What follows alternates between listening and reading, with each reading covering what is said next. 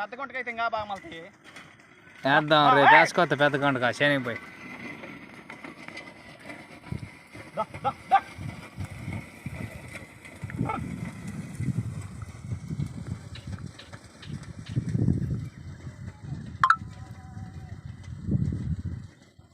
మా ఏరియాలో అయితే పువ్వమ్మ అని చేస్తాం. ఈ సైజు దొడ్ల మంచి ముప్పుకొచ్చినా కడతాం మేము. వసని అమ్మ కలికాడ పాలు జీగుతూనే ఉంటుంది, ఆరక మోస్తూనే ఉంటుంది.